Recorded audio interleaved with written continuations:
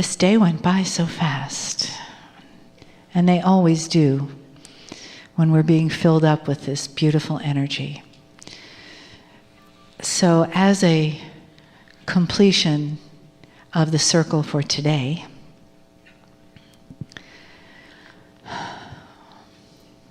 let's come all the way back into our bodies with a few deep breaths. Nice big inhales and exhales.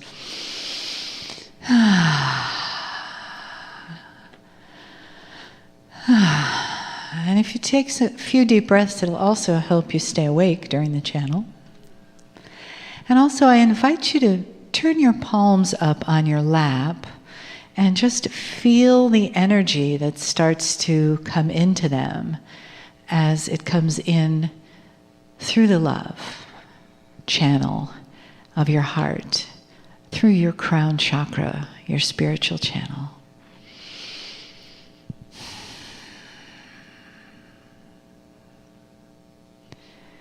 And as you begin to come more into that place of the one that is you and the one that is me and the one that is spirit in the presence of the I am one,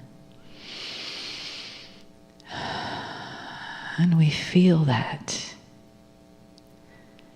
And notice how your own vibration has shifted over the course of the day, and how you've been nourished and nurtured by this beautiful, loving energy, and by the parts of you that are in the family around you,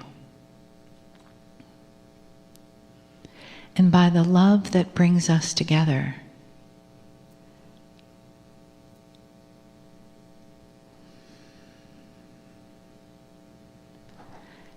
And let your hearts be open. The invitation is there is still something to hear, to learn, to bring into the center of your being and resonate with, to be filled with.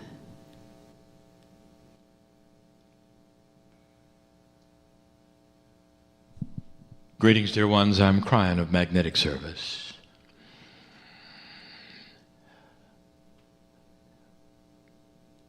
There was a time in the channeling process where my partner was not involved to the degree he is now. The new phrase we use is he steps aside. He's still here. It is not a takeover. And for those who would hear this and think it was odd and mysterious and spooky, I would like to give you the information that the indigenous of the planet understood this and did it. There were names for it, ceremonies for it. And it wasn't until you got modern that those things went away. This process is natural.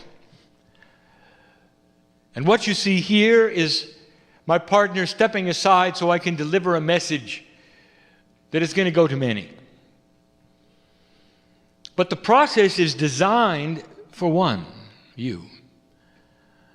The process is designed so that you could open up and communicate to that entity which is your higher self, and we're going to talk about that in a moment, and that would be channeling at its highest level. There'll come a time when this isn't needed anymore. Things change. Humanity changes. And the evolvement of the human spirit will eventually come to a place where humanity will be given messages because their pineal is open for them. And they won't have odd names, and they won't have entities you don't recognize or magnetic masters. They'll be you with you. And it'll feel like this does, and that is to say, messages from home. Benevolent, beautiful messages from home. I know who's here, and what I'm going to give next is fun for me. These channelings are not endurance events. I will give the information that I wish to give and back away. There have been many messages in the past about what I'm going to talk about, but never consolidated in this way. The demystification of esoteric belief and New Age is at hand, so it makes some more common sense. And the things that I'm going to tell you now, you may disagree with because you've been trained otherwise, or perhaps the tradition is different than what I'm going to tell you. So if it is different, I wish for you to at least weigh them and not judge them. And weigh them with your intuition. Could it be so? Is it right? It may be different than you think. You fight a tradition of hand-me-down information from one person to another, and one will enhance it, make it different, and it'll stick. And then a generation will say the same thing, and that'll change a little, and that'll stick. And then sometimes you end up with misinformation about beautiful things. So let's talk about those beautiful things. Humans. Dear ones, I've never been a human. You have no idea the awe that I hold for you. The soup of God is compartmentalized to some degree when it comes to service. It has to be. Not as you would think, but the pieces and the parts that become human on various planets through billions of years are a select group, and that's what you do. We're going to talk about souls, higher self. We're going to talk about angels and guides. That's all we're going to talk about. But even before I begin, I want you to see the lineage of your service. It did not start here. This has been going on a very long time.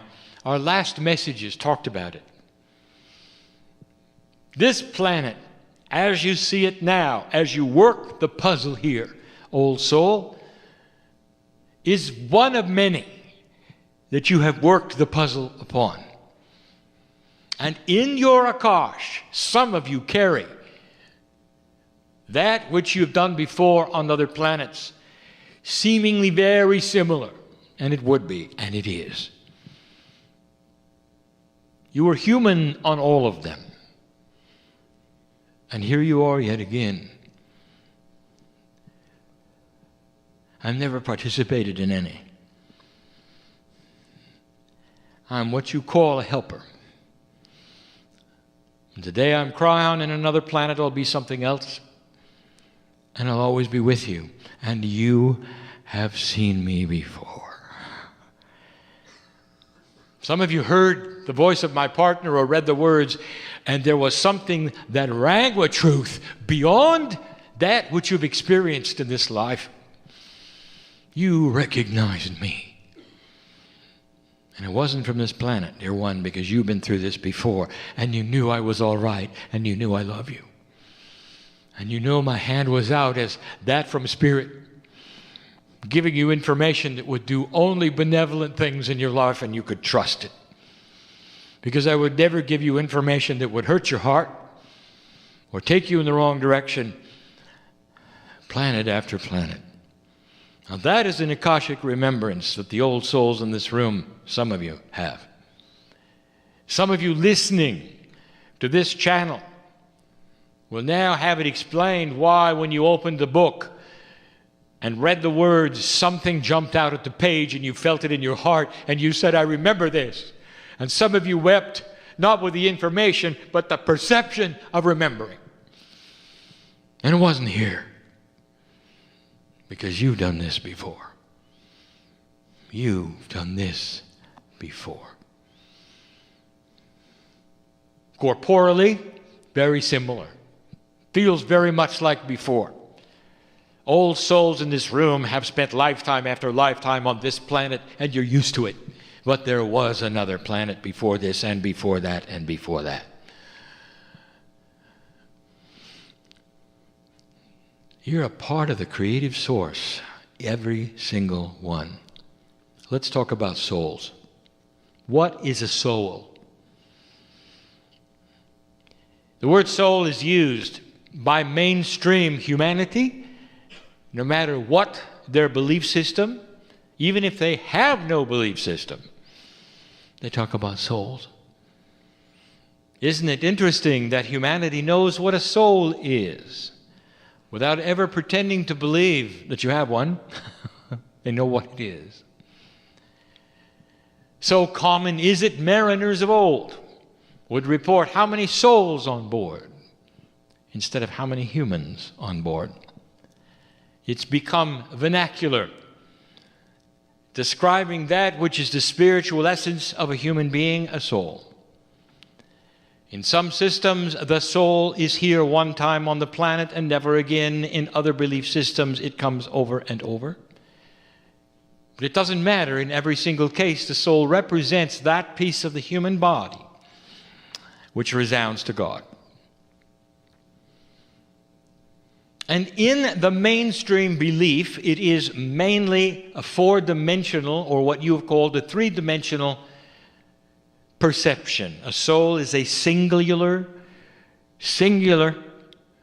entity that belongs to the human whose face is in the mirror. And when you die, it goes with you somewhere else. And in some belief systems, it comes back. And that's simple and incorrect. But it's okay. If I said to you, you have to walk before you run, you understand what the evolutionary process is of perceptions, thinking, spirituality. It's okay. But it's far more than that. When you talk about New Age and esoterics, those are used to mean the same thing. And we have said this before, but for this group, I tell you that the word New Age in certain circles is a cult word, and so we don't use it. We use esoterics. They are used interchangeable. New Age and esoterics means a belief system that is unique on the planet like no other system has ever been. And we repeat what we said last time. It is a system that has no book that is central, and there's no prophet, and there's no place where it exists. There's no place to report. There's no roles. There's no rules. There's no membership. What a system.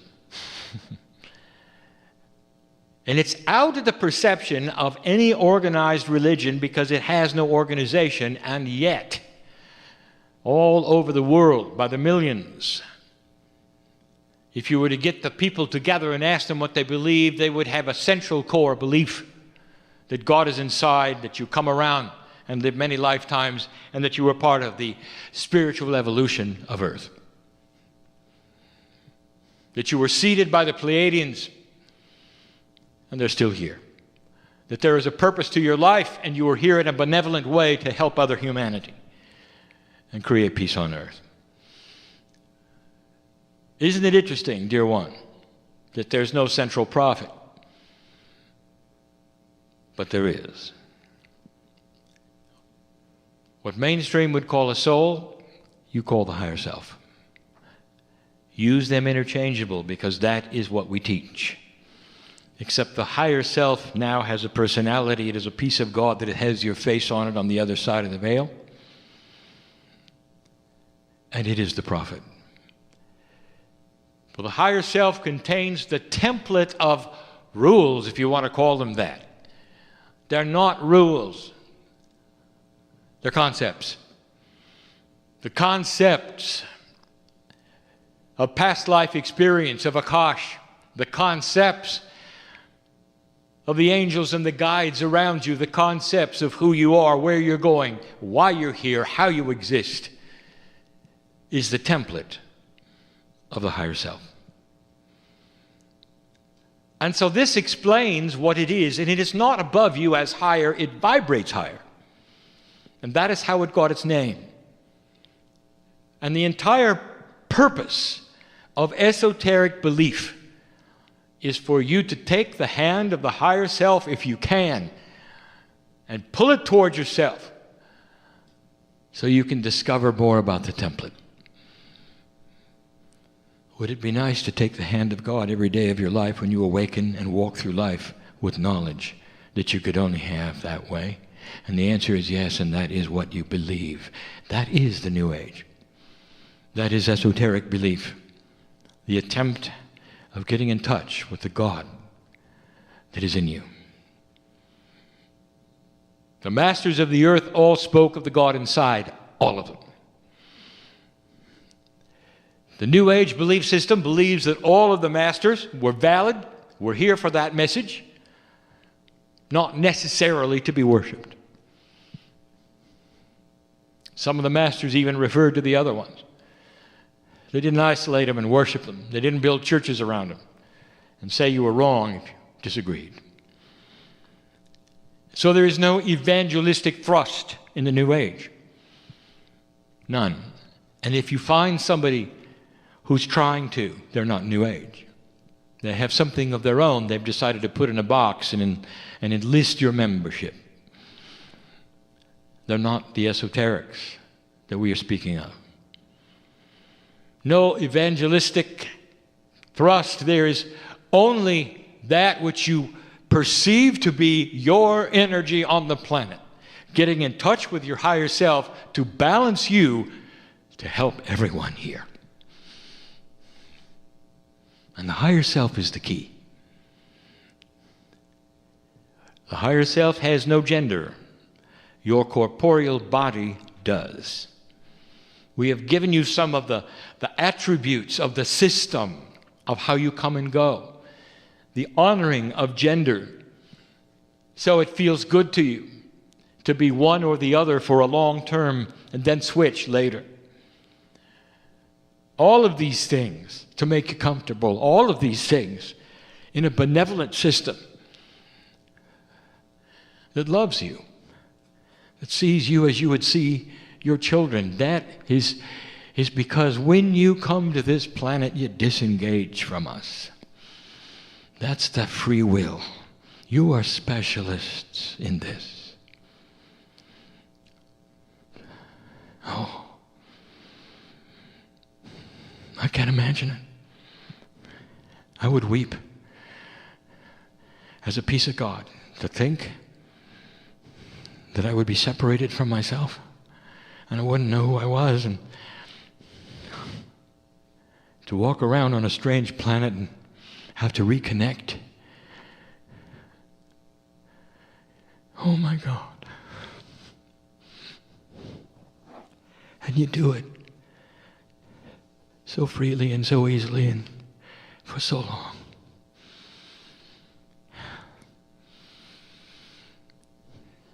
And you know why I am so enamored with you. And here you are at the cusp of a revolution of energy. I've seen this before, and so have you.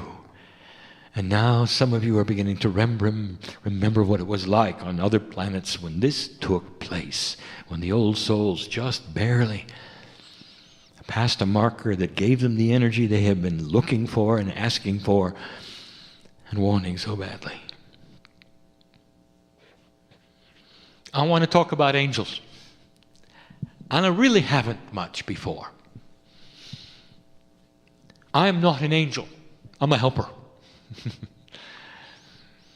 My partner has called me a benevolent angel of the New Age. That's not right. I'm a helper. Believe me, if you saw an angel, you'd know the difference. Number one, are angels real? Absolutely. Absolutely. Number two, who or what are they? There is a system, dear ones, of benevolent help for this planet. And it's so complicated to let you in on perhaps where the angels are, what they do, how often, who they are, where they come from. But I'm going to give you some information that some of you won't like, and some of you will go, that explains it. They come when they're needed. At various points for humanity and various points for humans. And they are spectacular. Not one of them is corporeal. Again, humanity has decided that when an angelic energy visits them, because it's simply beyond their perception in 3D, in order to make it work for them, they put skin and wings on them and give them a name. Put a halo, make them white, which means purity. Draw pictures of them, talk to them, report them in history. That's not what they look like. They are multidimensional beings. Moses probably got it closest with a burning bush. Fire which does not consume itself in a ball. That was an angel. What's dramatic about angelic energies is they appear when you don't expect, with a ball of energy coming at you, working through a wall or whatever, doesn't matter. Iridescence. Some looking like fire and scaring the human to death. And every single report in Scripture with an angel present, the angel said, "Fear not." Now, why would you be afraid of a beautiful woman in a halo and a white robe? Because that's not the way they look. And that is why they said, "Fear not," because they present themselves in all their beauty and their majesty, and some cannot even look upon them. Grand they are. Now, here's the part you didn't expect. They are a collective. There's no such thing as a single angel. You see it as a single angel, like you see your body as a single angel, not aware of the soup of angelic power. They speak with many voices, but they speak in your head and not in the air vibrationally. Angels do not speak to crowds. They speak individually to one human or another. And it's a collective voice of many, although you hear it as one. Now that is going to fly in the face of the next thing, but what about this angel? I know somebody who's channeling this. What about Archangel Michael? A group. A powerful group. But the next thing you're not going to like either. There is no hierarchy of angels. None are above any other. They are the soup of God, and they're all identically majestic. And they're here on purpose, and they give messages when they should to help accelerate the benevolence and love of God in humanity. Giving messages that need to be given. Helping those who are in the hospital, who are on the edge of life and about to give up, when they'll appear and hold your hand and say, "Don't do it, because we need you." Or those who are passing over seemingly and will have a near-death experience, and they'll meet one of these majestic creatures who will take them by the hand and bring them back to the bed, and they'll awaken and they'll never forget it. That's what an angel does. Archangel Michael is a group.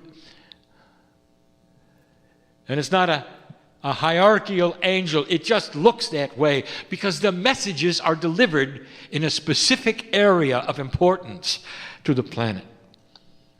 Probably the most quoted angel.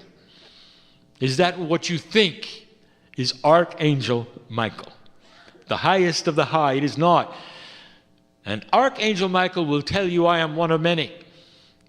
All majestic, all with the love of God, all beautiful, all benevolent, all for your service." But human beings want a hierarchy. This one's important, this one is not as important, this one you can throw away. And you have. After all, what did you do with the mythology of Lucifer? Here was an angel that he didn't like what was going on, so he left. Which is really ridiculous. Nobody leaves the soup of God. The soup, which is the energy of spirit, is finite.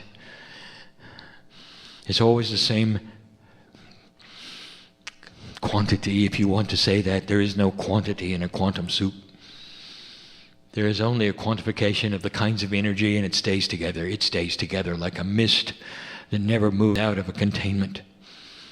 You can't take part of it away or it wouldn't exist. And to think that one of them left and decided to go to hell is really funny. That's the truth about angels. They really all are one. What do you think of that? There are many names you give them because you feel the perception of their message and you compartmentalize them for the importance you think they carry. And that is human beings humanizing angels. They're grander than that. We've never said this before. You'll find angels all through history. No gender. They're not male. They're not female. And they're all equally as strong. And they're beautiful. And they have messages for humanity. I know who they are. I've watched them work. I want to talk about guides. Now, my partner told you that you are your own guides, and I know that you don't like that. So I'm going to complicate it even more. He's right. But I want you to put it in another perception. You have something which you have called the Merkaba or Merkaba. Loosely translated, about 8 meters wide. It's a field that is quantum around your DNA, created by your DNA, because it has quantum attributes that affect the spin of atomic structure. Every single human being has unique DNA, and so each field is unique. The field of the Merkaba is not your soul, it's not even your higher self, it's you, the field of your DNA. And it has a complete and totally different purpose than to interface with anything but your corporeal body. That's what it does. It interfaces with you and your consciousness. It's the only thing quantum you carry around, human being, while you're on Earth in 4D. But it's the part that when you start enhancing your DNA comes into play, because it's the bridge with an 8. I want to tell you who's in it. This field of your DNA, because it is a field of quantum DNA, also contains ready pieces and parts of your Akash. And those pieces and parts of your Akash are your guides. It's you with you, but it might be a past you with you, and so it has another face. Are you understanding this? Now there's more. Here is a system of benevolence that is so beautiful, and some of you are seeing this and you know all about it, and I'm telling you now and validating what you know, and we've given you this information before, but listen up. The Akashic family that you come in with, which you call your corporeal mother and father, sister and brother, or what you would loosely call the family or loved ones, are all part of your Akash in some way, even in remembrance. But in a quantum way, there is a reality to them that I cannot explain to you, because you are not aware of how quantum soup works. I'll use the word entangled state with your soul, and you still won't understand. It is complex, but here's the result. That when you lose a loved one in your family, especially if it's close like a child, when you lose them, they go into the Merkaba with you, and they are there for life. And when you pass over, you'll do the same with your children and your brothers and your sisters, or your mate or your husband and your wife. And I want to tell you what that means. They're never gone. Do you hear me? They're never gone. Here is a system of benevolence you didn't expect. It's real, dear ones. We are now starting to give you the complexity that you deserve to know about yourselves And all of this, every single part, is a benevolent design to keep you peaceful and loved in the eyes of God. I'm going to close with that. Every single system that I'm ever going to give you from now on and from the time I arrived has one attribute: benevolent design. It's here to help. It's not here to push or judge. It's not here to teach, really. It's here to help. The angels only show up to help. You realize there's no angel that shows up to judge. Every time an angel shows up in your life, it's there as a guide. It knows your soul. It knows who you are. It knows your higher self. Listen, humans don't become angels. Angels don't become humans. I'm sorry if somebody has told you about that. They're specialized. And so are you. Humans begat humans, and this is what your soul does as work in the universe, as work in this galaxy. Angels are always angels, and helpers like me are always helpers like me. And this is what we want. And if you want to compartmentalize, go ahead. It's not quite that way, because it's a little bit of me and you too. That's just the way of it. Humans want to have a graduate status. You get so good at one thing and you get to be something else. It's not that way. Human souls do not come from animal souls. You don't go back into animal souls. You stay the way you are, and animal souls remain animal souls. That is another group, and we've told you that. A helpful group, a benevolent group. Some of them are here to love you, and you know I'm telling you the truth. You look in the eyes of these animals, some of them will look at you and say, I've been with you before. And when I'm gone, look around, because I'll be here just waiting to come back. That is a system of benevolence. Did you notice? There's something going on that you should know. The system of the universe is biased in benevolent love. And if you're an atheist or an agnostic, you can ignore it if you wish to, and you can go in the room and shut the door, and you can sing loud so we can't get through, but I'll tell you, we're there to love you anyway. And we're going to walk out the door with you anyway. So that if you ever decide to look, we'll be there. We're not going to leave just because you don't believe in us. And those of you who have decided to believe that there's more to you than the corporeal self you see in the mirror are aware of a benevolent system, especially in this energy, that's going to help you at every step, every step, every step. That's the promise. And if it doesn't look like it, that's just because you get from A to B and sometimes you go through Z. And that's just the way it is. And that's called evolutionary learning. And it's benevolent too. That's our message. Could it be any clearer? Things are not always as they seem, and these systems that you have heard about, we are now demystifying so that you'll understand the truth, the simplicity, the beauty, and the benevolence of something that is built for you, dear human being, because you, like me, are from another place. And when you're not here, and those brief times when you're with us, we have a party you won't believe. And there's light all around us, and we sing in light the pineal tones that we know so well without even a pineal around to receive them. Hard to imagine. We celebrate you home, and it's hidden from you. You don't know about it until you take your last breath. And then you remember. And then there is release. Believe me, it is the way of it. It is the love of God. And so it is.